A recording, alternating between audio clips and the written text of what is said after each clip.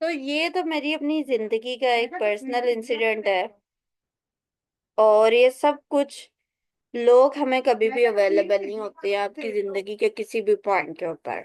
अगर आप लोगों को खुश करने की खातिर अपनी जिंदगी गुजार रहे हैं, आप इस दुनिया में सबसे ज्यादा ना खुश रहेंगे। इसीलिए जो बंदा अपनी लाइफ को प्रायोरिटी नहीं ना देता है, ना वो कामयाब होता है, ना वो कभी भी सक्सेसफुल होता है, हमेशा ही डिस्टर्ब रहता है, अनसेटिस्फाइड है, बिकॉज वो अपनी जिंदगी दूसरों को खुश करने की खातिर गुजार रहा है। जिंदगी में वो मेरा एक टर्निंग पॉइंट था। उसी के बाद मुझे अपनी लाइफ के गोल्स का पता चला, ये कि मैं एक साइकोलॉजिस्ट बनूंगी, मेरी लाइफ का गेम है लोगों को हील करना। इसी दौरान में ही अल्लाह ताला ने मुझे एक ब्रांड ओनर बना दिया। अल्लाह ताला ने कि जितनी मेरी जिंदगी की सफरिंग थी ना, उसके बाद से एक हर चीज चेंज हुई। कि एक लोग यानी कि जिंदगी में इतनी जल्दी नहीं सक्सेसफुल होते हैं, बट मैं एक बहुत छोटी उम्र में कामयाब होना शुरू हो गई थी। और जितनी कामयाबी आपको मिलती हैं, डेफिनेटली आपको वो चीजें डिस्टर्ब भी लाइफ में करती हैं। आपको जेलसी, एनवीआईज, हर तरह की चीजें देखनी पड़ती हैं। और वो एक साल जिंदगी का बहुत बुरा रहा। फिर उसके बाद मुझे तो दुनियादारी लोग सिखाते रहे, सिखाते रहे, सिखाते रहे, और मैं चीजों को सीखती रही। और जिंदगी में मैंने अब बहुत कुछ सीख लिया। हाँ, इसीलिए लोग कहते होते हैं कि you are not looking like, के इतनी छोटी उम्र में कोई इतनी गहरी गहरी बातें कैसे लिखती है। हम, age is just only a digit. Age कोई आपकी जिंदगी में एक जरूरी नहीं है कि किसी की 30 साल जिंदगी है तो उसकी लाइफ जो है वो 30 साल का एक्सपीरियंस होगा। उसकी लाइफ की सफरिंग कहाँ से स्टार्ट हुई, उस बंदे ने किस उम्र से सीखना शुरू कर दिया। अब अल्लाह ना करे किसी बच्चे की पेरेंट्स की डेथ हो जाए, जैसे ही वो बर्थ हो, तो अब वो बच्चा तो उसके लिए डे वन ही सफरिंग है। अब वो जैसे जैसे ग्रोथ करेगा वो लर्न करता जाएगा। अब उस बच्चे की 20 साल की जिंदगी एक 50 साल के आदमी से ज्यादा एक्सपीरियंस वाली होगी, क्योंकि उसे दुनिया सिखाएगी, उसके माँ बाप ने नहीं सिखाया होगा। और जिसे दुनिया सिखाती है ना, वो बंदा अपनी उम्र से पहले ही समझदार हो जाता है। So you must learn how to say no. अपनी जिंदगियां, योर प्रायोरिटी, आपकी फर्स्ट प्रायोरिटी आपकी अपनी जात है। अगर आप अपनी जात को नहीं ना वैल्यू दे रहे, आप किसी भी इंसान को नहीं वैल्यू दे सकते हैं। आप दूसरे लोगों को ज्यादा देर तक खुश नहीं रख सकते हैं। आप अपनी जात को वैल्यू नहीं देते हैं, कोई भी बंदा आपको वैल्यू नहीं देगा। आप चाहे जिस मर्जी मुकाम के ऊपर पहुंच जाए, लोग मिनट में आपकी आपकी हाथ में दे देंगे। तो आपके और दूसरे लोगों के दरमियान में एक चीज, एक स्टैंडर्ड का डिफरेंस होना बहुत जरूरी है। असर्टिवनेस क्या होती है? मैंने वैसे एक दो बार अपने क्वेश्चंस के आंसर करते हुए लोगों को बताया असर्टिवनेस क्या होती है। असर्टिवनेस ये होती है कि मैं अपनी बात को फुल कमांड के साथ कहूं, लेकिन मैं उसमें किसी इंसान को डिस्टर्ब भी ना करूं। जैसे आप में से कोई भी पर्सन ये कह ले मुझसे इस टाइम कि मैम आप जो है वो अपनी पर्सनल लाइफ की या अपनी फैमिली मेंबर के बारे में बताएं। अब मैं चाहती हूँ कि मेरी पर्सनल आइडेंटिफिकेशन या मेरी पर्सनल लाइफ की चीज जो है वो लोगों के सामने भी ना आए, मेरी यानी कि अपनी इंफॉर्मेशन भी लोगों के सामने ना जाए, और मैं उस बंदे को डिसहार्ट भी ना करना चाहूँ।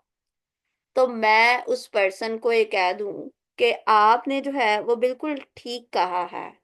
आप भी तो मेरी फैमिली की तरह ही हैं। आप समझे, आपकी फैमिली में जितने लोग हैं वही मेरी फैमिली के लोग हैं। अब मैंने उस पर्सन को डिसहार्ट भी नहीं किया और अपना पॉइंट भी क्लियर कर दिया।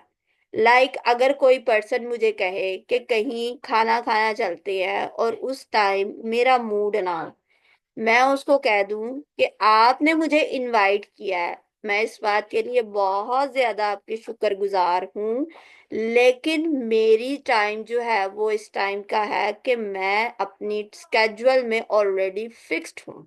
उसको भी रिस्पेक्ट दे दी और मैंने अपनी बात भी कह ली। आपका रिलेशनशिप भी डिस्टर्ब नहीं हुआ। आपने इनकार करना है तो कभी भी झूठ नहीं बोलना। अगर आपके पास है कि आपके पास फ्लेक्सिबिलिटी है, आप दूसरे इंसान को पुश कर सकते हैं, देन ओके। अगर आप उस पर्सन को टाइम दे सकते हैं, देन ओके। बट अगर आपको लगता है कि यू आर नॉट विलिंग, आप उस टाइम उस पर्सन को विलिंग नहीं हो सकते हैं, देन फिर आप उस पर्सन को इनकार कर दे बहुत पॉजिटिव वे के साथ में। आपने उसके साथ में आई कांटेक्ट मेंटेन करना है। आपकी जो वॉइस होनी चाहिए वो रिस्पेक्टफुल होनी चाहिए, आपके वर्ड्स रिस्पेक्टफुल होने चाहिए, बट आपने एक फ्लो के साथ में बात करनी है। आंखें चुरा के आपने उससे बात नहीं करनी है। आपने उसको ये जाहिर नहीं करना है कि आपको कोई गिल्ट हो रहा है, कोई शेम हो रही है। इस चीज का भी आपने ख्याल रखना है कि आपने खुद को गिल्टी फील नहीं करवाना है।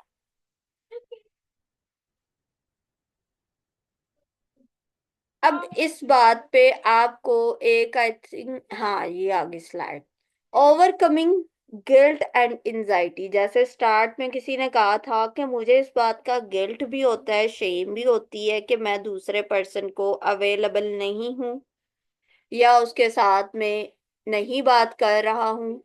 तो आप इससे किस तरह से निकलेंगे?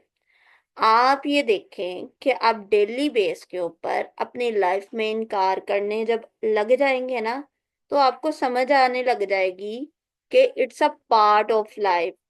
मैं हर टाइम यस नहीं कह सकता हूँ, मैं हर टाइम अवेलेबल नहीं हो सकता हूँ। मेरी अपनी एक सेल्फ रिस्पेक्ट है, मेरी एक इमेज है, मेरा एक टाइम है, मेरी बाउंड्रीज है। फिर आपने प्रैक्टिस सेल्फ कंपैशन करनी है। सेल्फ कंपैशन क्या होता है? कि पॉजिटिव वे में अपनी जात को इनकरेज करना है। कि आप ये खुद को कहेंगे कि अगर तुम, जैसे आपको होगा ना कि यार मैंने दूसरे इंसान को इनकार कर दिया या मैंने ये कर दिया, तो जब आप सेल्फ कंपैशन करेंगे आप खुद को चेयर अप कर रहे होंगे। आप खुद को कहेंगे इट्स अ नेसेसरी, ये जरूरी है, अगर मैं ये नहीं करूंगा तो मैं डिस्टर्ब हो जाऊंगा, मैं ओवर स्ट्रेस में चले जाऊंगा। और साथ में आपने इस बात को याद रखना है कि आपने अपनी जात को प्रायोरिटी देनी है। अगर आप अपनी लाइफ को प्रायोरिटी नहीं दे रहे हैं तो कोई भी पर्सन आपको नहीं दे रहा। Reframe saying no as a positive act of self care। आपको पता होना चाहिए है कि आपने अगर किसी को इनकार कर दिया है तो इसका मतलब ये है कि आप अपनी जात को वैल्यू देते हैं। That's why you are saying to no. इसलिए आप दूसरे इंसान को इनकार कर रहे हैं। अच्छा, पहले रिसर्चेस में जो होता था, कभी भी हमें प्रैक्टिस नहीं करवाई जाती थी नो की। रिसर्च इसके ऊपर की भी नहीं जाती थी और ना होती थी। But with the passage of the time अब जो है वो रिसर्च जो है वो वर्क करने लग गई हैं और वो नो करवाने की भी आदी हो रही हैं। अब मतलब चीजों को इनकार कर रहे हैं, चीजें बेहतर हो रही हैं, चीजें मैनेजेबल हो रही हैं। अब लोगों को ये चीज समझ आने लग गई है कि it's a basic part of your life कि आपने इनकार करना है। अभी रिसेंटली एक, यानी कि सर हैं कोहाट में होते हैं, मैंने जैसे ही पोस्ट लगाई उन्होंने कहा कि ये जरूरी नहीं है कि आप अगर किसी इंसान को इनकार कर रहे हैं तो इसका मतलब है कि आप उसको डिसरिस्पेक्ट कर रहे हैं। इसका मतलब ये है कि आप अपने आप को ओवर स्ट्रेस होने से बचा रहे हैं। आप हर पर्सन को हर टाइम पे ऊपर अवेलेबल नहीं होते हैं।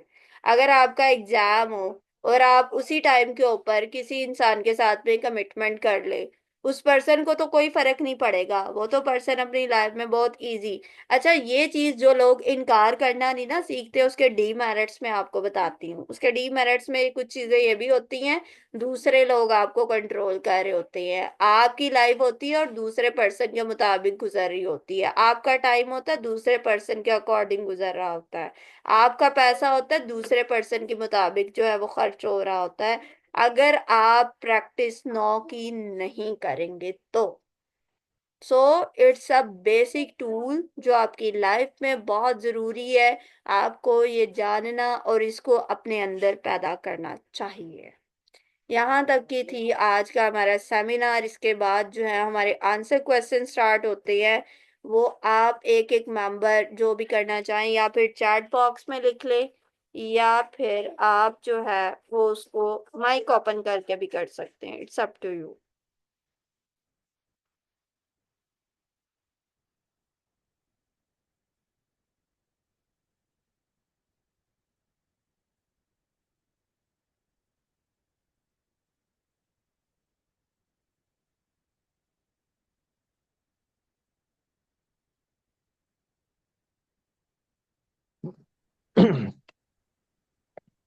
अस्सलाम वालेकुम रहमतुल्लाहि व बरकातहू। वालेकुम अस्सलाम जी सर। अच्छा मैं इधर एक काम करता हूँ शॉप पे, होलसेल का ना, पेंट और पाइप का है। तो जो हमारा बॉस है उनको उनसे अकाउंट भी करवाता है और मार्केटिंग भी। और तो मैं कहता हूँ मुझ पे बोझ ज्यादा है, कोई दूसरा बंदा कर ले। वो कहते हैं कि नहीं, आप जीएम हो, आप सारे काम कर सकते हो। तो मेरे लिए वो काम बहुत ज्यादा हो जाता है, तो वो बहुत बढ़ जाता है उसकी वजह से मैं ज़रा टेंशन में होता हूँ। तो उसके लिए क्या तरीका इख्तियार करूँ कि उससे कहूँ कि मुझे काम कम दे दे या किस तरह। अच्छा, आप मुझे ये बताएं, उस पर्सन ने आपको किस चीज के लिए हायर किया था? इसके अकाउंट के लिए हायर किया था, लेकिन वो कहते हैं कि सेल भी करनी है, उसके लिए मार्केटिंग करो, दुकानदारों को फोन करो, उससे मिलो। और फिर मेरे अकाउंट का काम भी रह जाता है, कभी हो नहीं, जाता है तो इस आपको उसने हायर किसके लिए किया था? आपको उसने जो जॉब दी थी वो आपको किस चीज की जॉब दी थी? अकाउंट के लिए, खासकर अकाउंट्स के लिए। अकाउंटेंट के लिए। आपका कोई एग्रीमेंट हुआ था? हाँ, उन्होंने कहा कि मैं ना आप अकाउंट करें, लेकिन छोटे मोटे और भी काम करेंगे। लेकिन वो तो उनकी ख्वाहिश होती है कि वो भी कर ले या ये भी कर ले, तो वो प्राइवेट जॉब है ना। अच्छा, तो मैं ठीक तो है। आपका टाइम कितना होता है जॉब का? टाइम ड्यूरेशन कितनी है? टाइम तकरीबन सुबह इशराक के बाद तकरीबन 8 बजे से लेकर 5 बजे तक, 4:30, इस तरह 9 घंटे होते हैं तकरीबन। 9 घंटे आपकी जॉब के होते हैं, और आपका जो अकाउंट्स का काम होता है वो आप डेली बेस के ऊपर कर लेते हैं? कर लेता हूँ, लेकिन कुछ रह जाता है कल के लिए, फिर परसों के लिए। मुकम्मल नहीं होता डेली ना, मतलब वो और काम ही ओवर करता हूँ। बर्डन होता जाता है। मार्केटिंग के लिए वो बंदा आपको मार्केट में भेजता है? मार्केट में कभी बेचता है, कभी कभी फोन के जरिए करो, कभी कहते हैं टारगेट पूरी करनी है, पेमेंट का वो टारगेट दे देते हैं कि इस महीने इतने लाख भेजने हैं कंपनी को। और साथ अकाउंट का भी पूछता है, लेकिन फिर दोनों कमजोर होते हैं, दोनों काम ना, इस वजह से। दोनों काम, क्योंकि आप मल्टीटास्कर बन गया है ना। आप जी उसको, जी। आपने कभी उसको आज तक इनकार किया? आपने उसको कभी बताया कि आपने मुझे हायर किस चीज के लिए किया था? अब मैं तो उनको बताता हूँ, कहते हैं मेन प्रायोरिटी तो अकाउंट की है, लेकिन दूसरी भी करने होते हैं। लेकिन वो सीरियस नहीं लेता कि एक काम मजबूत करो, कोई और इसके लिए हायर करेंगे। तो ये नहीं, हमारा सिलसिला रहता है। आपने तो मैं अब उस पर्सन को ये कहना है कि आप ये बताएं कि मेन प्रायोरिटी आपके लिए क्या है। आपके लिए अकाउंट्स की मैनेजमेंट है या मार्केटिंग की मैनेजमेंट है? आपने उसको ये सही बात के कहना है, सर आप ये देखें कि अगर आप मुझे कहते हैं कि बैंक को मैनेज करो या कॉल्स को मैनेज करो या फिर मार्केट में चले जाओ, आप ये बताएं एक आदमी कितनी जगह के ऊपर मौजूद रह सकता है? आपने अपनी चीजों को मैनेज करने के लिए अपनी टीम हायर की हुई है। अगर आप टीम का काम खुद करने लग जाएं तो क्या आप बॉस वाला काम कर सकते हैं? सही। आपने बड़े बिल्कुल आप। पॉजिटिव वे में जाके ना उनसे ऐसे मुस्कुराते मुस्कुराते बात करनी है। अच्छा जी, जब ठीक है। आप उसको इस बात के ऊपर लेके आओगे कि आपने टीम क्यों हायर की थी, तो वो बंदा आपको बताएगा कि टीम तो इसलिए हायर की थी ताकि लोग काम करें और मैं बड़े प्रोजेक्ट्स को देख सकूं, मैं आपको लीड कर सकूं, इसीलिए टीम बनाई थी। तो उसे कहना है कि टीम में फिर आपने मुझे इस मकसद के लिए हायर किया है कि मैं आपकी बैंक्स की अकाउंट्स को डील करना है, पेमेंट्स भेजनी है, पेमेंट्स को लेके आना है। अगर मैं जो है, 1 मिनट जरा रुक जाए।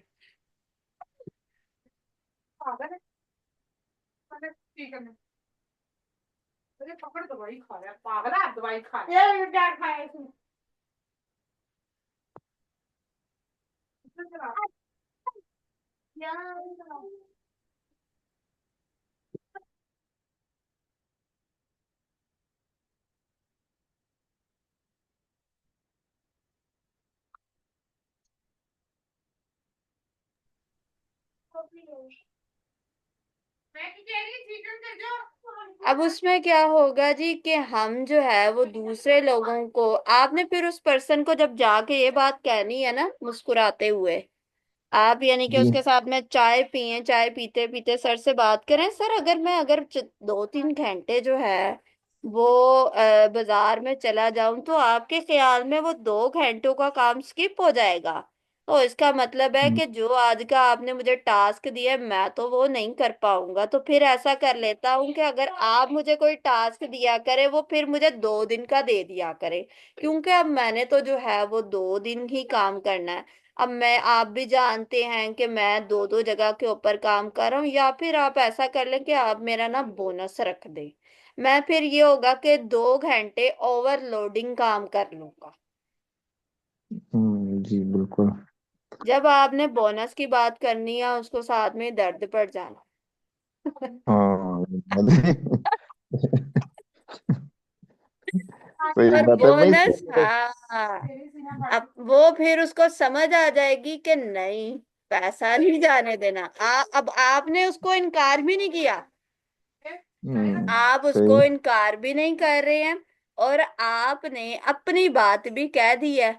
अब उसके सरदर्दी बन जाएगी है, तो सर फिर बता दे आप कितने % मुझे बोनस दे सकते हैं। मैं फिर उस हिसाब से अपने घर वालों को कह दिया करूंगा कि 2 घंटे मैं ना जरा लेट आया करूंगा, क्योंकि मैंने अपना टास्क तो डेली बेस के ऊपर सेट करना है।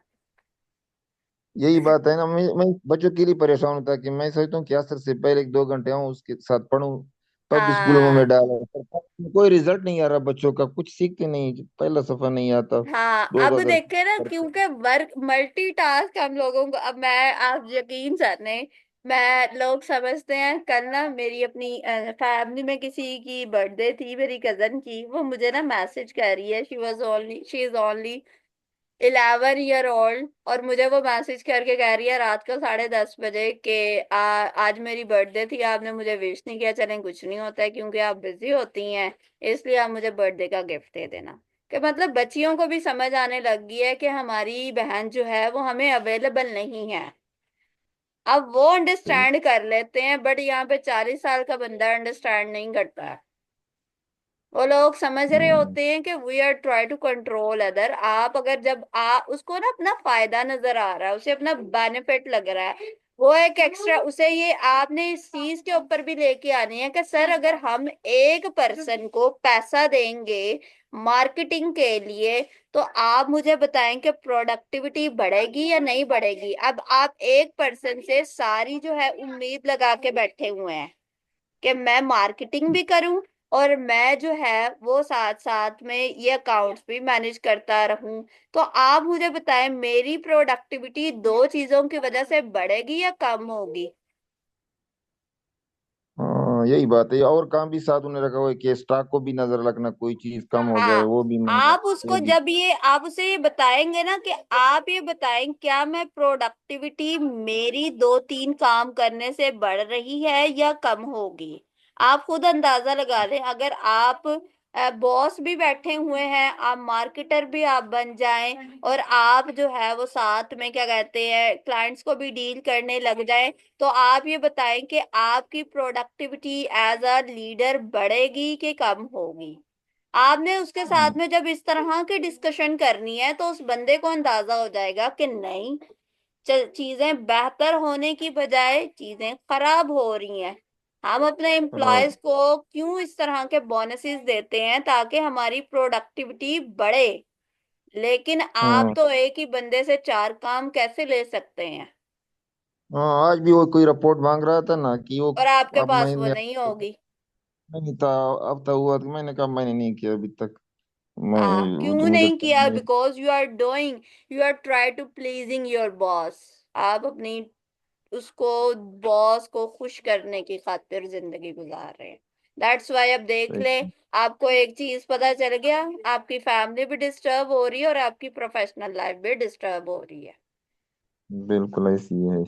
बड़ी मेहरबानी, जज़ाकल्लाह, मुझे समझ आ गई। बस इस तरह मैं उनसे बात बड़ा करूंगा, क्योंकि पॉजिटिव उनको वे खुद। में, यही साइकोलॉजी है, यही सारी की ये एक इंसाइट डेवलप कर, ये लोगों के दिमागों में हम बल्ब रोशन कर देते हैं जाले हटा के। सही बात है। ये काम है। अच्छा जी। ओके, इसके अलावा किसी जी। और का कोई क्वेश्चन?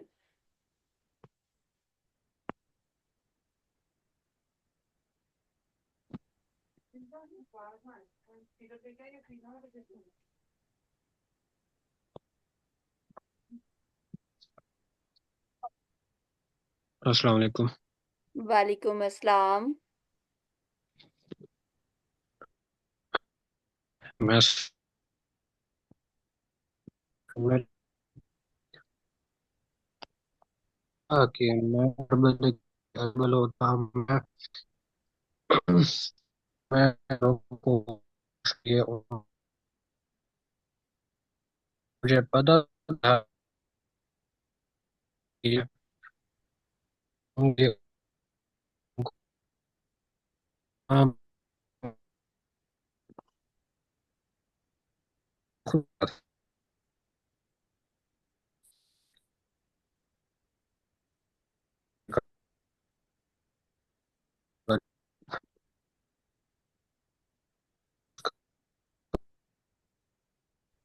आप ऐसा कर लें कि आप जो है ना वो अपना जो सवाल है उसको लिख के मुझे चैट बॉक्स में सेंड कर दे, क्योंकि आपकी ना वॉइस में काफी ज्यादा डिस्टॉर्शन है।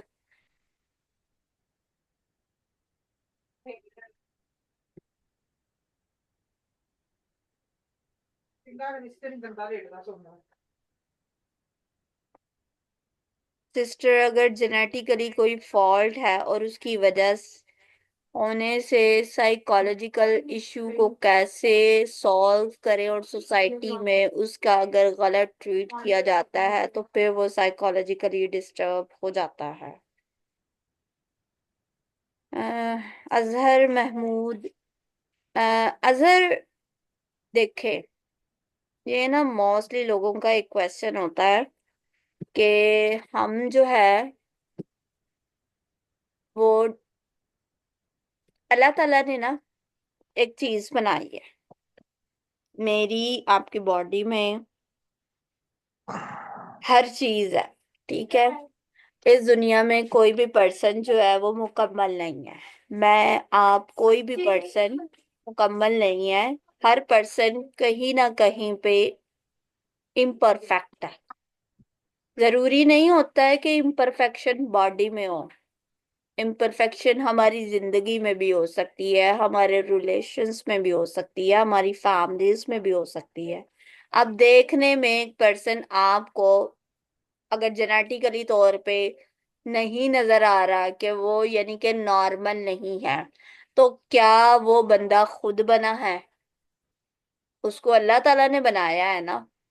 हम ऐसा समझ रहे होते हैं कि अगर हमारे ऊपर आजमाइश आ गई है means we are a very bad person. हमें कहा जाता है ना कि गुनाहों की सजा होती है। ये कैसे गुनाहों की सजा है? अल्लाह ने तो आपको इस दुनिया में भेजा ही नहीं किसी जजा को लेने के लिए, किसी सजा को लेने के लिए। This is your test. आपकी लाइफ में एक टेस्ट पेपर आ गया है। आप कह लेते हो जी, अगर यानी कि अगर मेरा स्पीच का आज टेस्ट है, या मेरा ईयर का टेस्ट है, कान का टेस्ट है। अब मुझे ईयर की नहीं आती है एनाटॉमी, तो मैं उसके लिए क्या करूंगी कि मैं 2-3 दिन पहले उसकी तैयारी स्टार्ट कर दूंगी। बट अगर मुझे ईयर की इनाटमी आती होगी या वो मेरे लिए इतना ज्यादा डिफिकल्ट नहीं होगा, तो मैं उसको एक दिन पहले तैयारी करूंगी, एक दिन पहले उसकी तैयारी करके उसको टेस्ट दे दूंगी। तो अगर मेरी लाइफ में कोई हर्डल्स आ गई हैं, कोई मुश्किल आ गई है, अगर जिस्मानी तौर पे कोई अज़ा नहीं है, महरूम है, या डिसेबिलिटी है, या डिसफंक्शनल है, कोई भी इशू है, तो जब तक आप वो पर्सन नहीं ना कबूल करेगा या उसके माँ बाप कबूल नहीं करेंगे, आपकी सफरिंग होती रहेगी। अल्लाह ने अगर आपको मुकम्मल नहीं बनाया है, आप दुनिया में लाखों करोड़ों अरबों भी खर्च कर देंगे, आप मुकम्मल नहीं बन सकते हैं। मुकम्मल बनना इतना नहीं पॉसिबल। अल्लाह ताला ने अगर आपको सुनने के समाज से महरूम कर दिया है ना, या अल्लाह ताला ने आपको देखने की सलाहियत से महरूम कर दिया है, आप चाह कर भी नॉर्मल नहीं बन सकते हैं। जो अल्लाह की तरफ से आपको महरूमी आ गई है। तो बजाय आप सोसाइटी को देखें या आप लोगों को देखें, सबसे पहले इस बात को कबूल कर ले कि आई एम इम्परफेक्ट। जब आप कबूल कर लेंगे तो उससे क्या होगा कि आप दूसरों को मनवा सकते हैं। इस दुनिया में एक दो नहीं, लाखों की तादाद में लोग हैं जो जिस्मानी तौर पे माजूर है, और आज पूरी पूरी दुनिया उनके लिए तालियां बजाती है। रिसेंटली कतर में एक, यानी कि जब फुटबॉल हुआ था, तो उसका जो स्टार्टअप हुआ था वो एक बच्चे के जरिए से हुआ था, but he is young adult है, एडोलिसेंस की एज है, बट उसका बॉडी का हाफ पार्ट नहीं है, वो फिजिकली डिसेबल है, बट वो बहुत अच्छी फुटबॉल खेल लेता है। हरम में वो बच्चा, उसके लिए एक सिक्योरिटी प्रोवाइड की जाती है जब वो हरम में उम्रा करने के लिए आता है, तो वो भी तो फिजिकली तौर पर डिसेबल है। उसको दुनिया क्यों इतनी इज्जत दे रही है? क्योंकि उसने पहले तो खुद कबूल किया, जब उसने खुद कबूल कर लिया फिर उसने दुनिया को भी कबूल करवा लिया। आप नहीं कबूल करोगे तो आपको ये मुआशरा नहीं कबूल करता। मुआशरा तो अच्छे भले बंदे को कबूल नहीं करता है, हम जैसे इन बच्चों को कैसे कबूल कर लेगा? उसने खुद कबूल किया इस बात को, उसकी फैमिली ने एक्सेप्ट किया। आज उस बच्चे से मिलना भी आसान नहीं है, उसके प्रॉपर प्रोटोकॉल्स होते हैं, उसको सिक्योरिटी प्रोवाइड की जाती है, आम उसकी लाइफ नहीं है। कितने मिलियंस उसके फॉलोअर्स है इंस्टा के ऊपर, ऐसी एक नहीं है, आपको ऐसी लाखों मिल जाएंगी। तो आप कैसे ही कह सकते हैं? और दूसरा आपने कहा कि मिस ट्रीट किया जाए, यह तो हमारी सोसाइटी में आम चीज है। साइकोलॉजिकल, आपको कोई भी मसले हों, लोग 10 10 12 12 साल दवाइयां खाते रहते हैं। क्यों नहीं? क्योंकि बिकॉज अवेयरनेस नहीं है, लैक ऑफ अवेयरनेस है सोसाइटी में। आपको इस चीज को एक्सेप्ट नहीं किया जाता है। वो कहते हैं कि अगर मेंटली तौर पे हम साइकोलॉजिस्ट के पास चले जाएंगे, इसका मतलब वो यार पागल, हम पागल है, साइकोलॉजिकल है, नफ्सियाती है, हमारे ऊपर टैग लग जाएगा। आपको अगर बीमारी हो जाती है तो बुखार की, तो आप दवाई लेने नहीं जाते हो, या वहीं पे बैठे रहते हो? जब बीमारी की दवाई लेने के जाते हो, चाहे जिस्मानी हो ज़हनी हो, बीमारी तो भाई बीमारी होती है। जब तक अवेयरनेस नहीं होगी तो मिसट्रीट होते रहेंगे। अब वेबिनार सेमिनार्स लोगों के लिए अवेयरनेस के लिए किए जाते हैं, और आवाम को अपना टाइम निकालने पे मौत पड़ जाती है।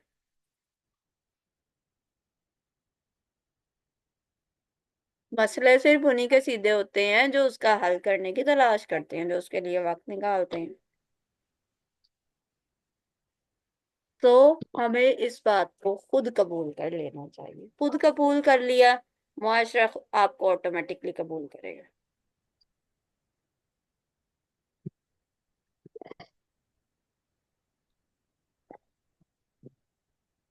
मैम, मेरा क्वेश्चन ले लें काइंडली, अगर आंसर हो गया हो तो। जी बताएं।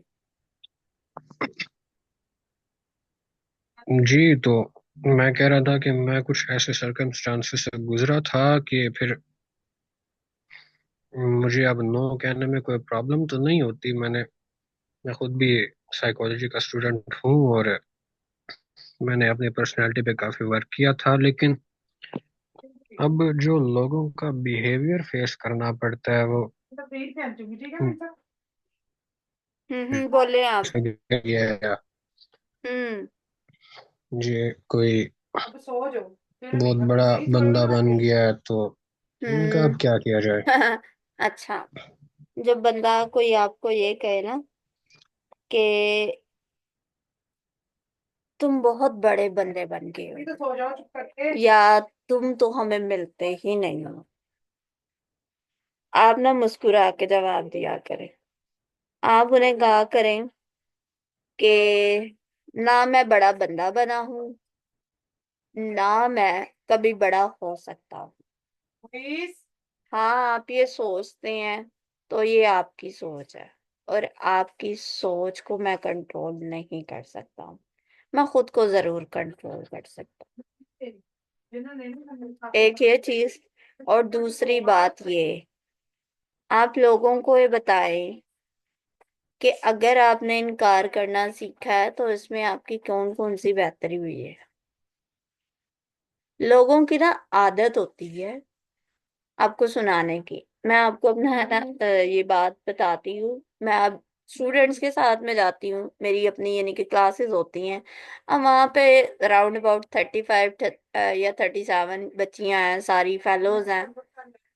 अब उनमें से मोस्टली फ्री हैं कि स्टडी कर रही हैं या घर में बैठी हुई हैं, टाइम वेस्ट हो रहा था, दैट्स वाई उन्होंने क्या कहते हैं इस कोर्स में ज्वाइन किया, इस प्रोग्राम को।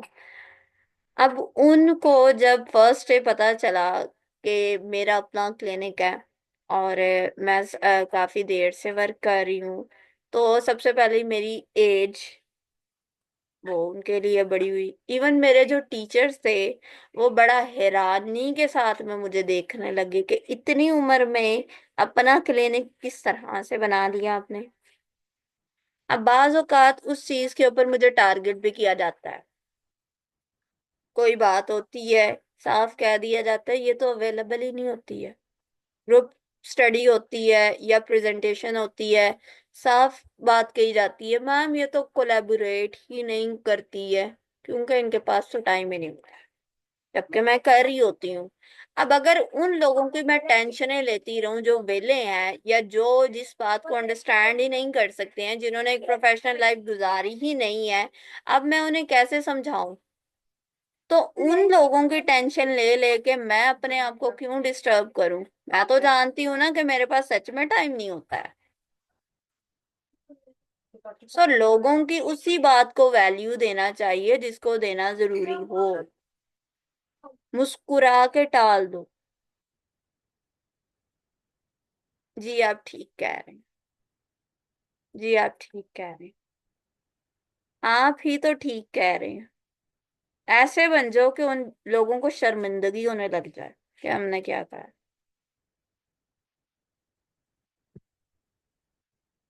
It's a basic tool.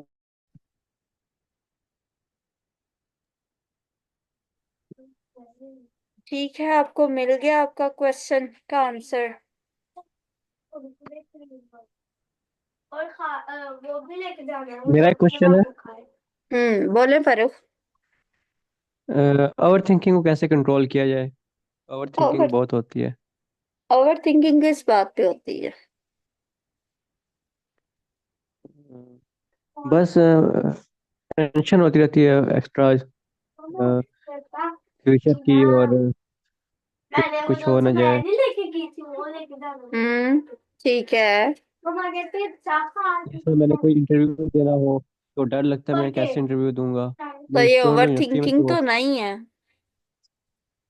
मुझे ओवर थिंकिंग में आता है कि ये कैसे तो दूंगा मैं, एंजाइटी है ना। जी ना हो ये तो जाए। फियर है, आपका डर है। बिल्कुल। इसे कैसे कंट्रोल किया जाए फिर? फियर आपको जस्ट ओनली फियर ही होता है, या इसकी वजह से आपको पाल्पिटेशन, आपकी heart trembling, heart choking, sweating, ये भी होता है। स्वेटिंग होती है, हार्ट बीट तेज हो जाती है। हार्ट बीट तेज हो जाती है, हर वक्त खौफ लगा रहता है, ये ऑल ऑफ द डे रहता है मसला, या कभी कभी होता है कभी कभी होता है। जब कोई लाइफ में टेंशन आ जाए फिर होने लग जाता है, कोई बात हो कोई टेंशन वाली हो। नहीं, वैसे ही बिला वजह, कोई भी वजह ना हो। तो मतलब रोज ही हो रही है ना चीज। जी, अकेले बैठे बैठे कभी ऐसे होता है, हार्ट बीट और ये तेज कब से होती है। मसला हो रहा है आपके साथ में। ये तकरीबन 4 साल हो गए हैं, 4 से 5 4 साल। साल 4 साल में आपने इसकी वजह से अपनी लाइफ में कौन कौन सी अपॉर्चुनिटीज को खो दिया? जैसे मैं यूनिवर्सिटी में इंटरव्यू डिफरेंट सोसाइटीज़ के, और काफ़ी वो इवेंट्स होते हैं उनके में भी मैं दिल करता है पार्टिसिपेट करूं, लेकिन वो फिर इंटरव्यूज में मैं जो है ना नहीं देता। मैं जाके मैं अप्लाई कर देता हूँ लेकिन इंटरव्यू नहीं देता। हम्म। और ये मसला कब वजह कैसे स्टार्ट हुआ था?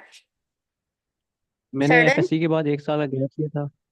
1 साल का गैप लिया था ओके। एफएससी के बाद।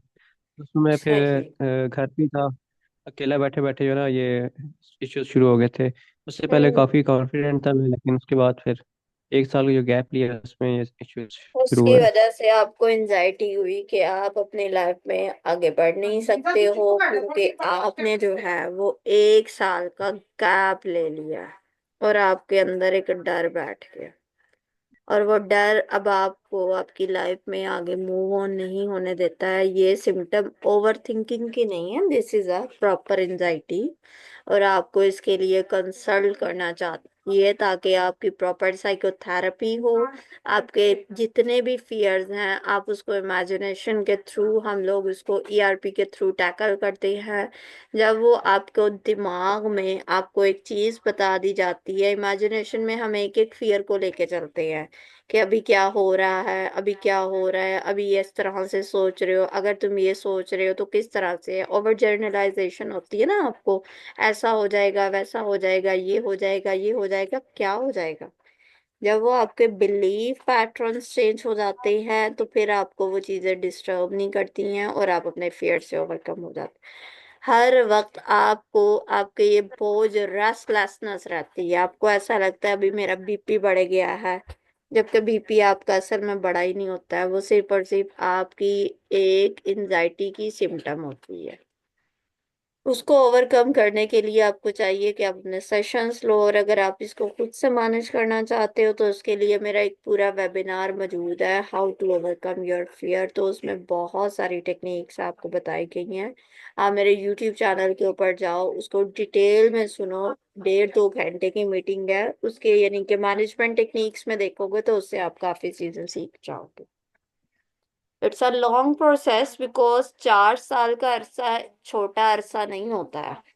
ये खाली ओवर थिंकिंग हो ना, ओवर थिंकिंग होता है फारिग बैठे बैठे सोची जाना। अब आप ये देखो कि आप अपनी लाइफ में कितनी चीजों को स्टक कर रहे हो, उसकी वजह से आपको डर और खौफ होता है, लोगों में जाऊंगा क्या हो जाएगा, कहीं मुझे ऐसी एम्बैरेसमेंट का सामना ना करना पड़ जाए, ऐसा ना हो जाए, वैसा ना हो जाए। तो ये चीजें आपके लिए इश्यूज क्रिएट कर रही हैं।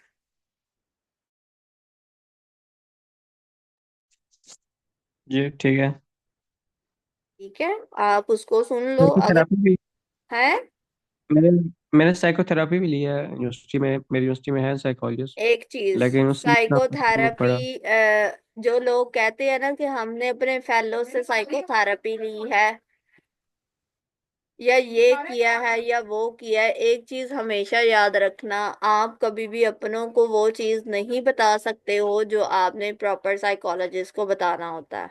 अगर आपने साइकोथेरेपी ली तो आपके मसले अभी तक क्यों खत्म नहीं हुए?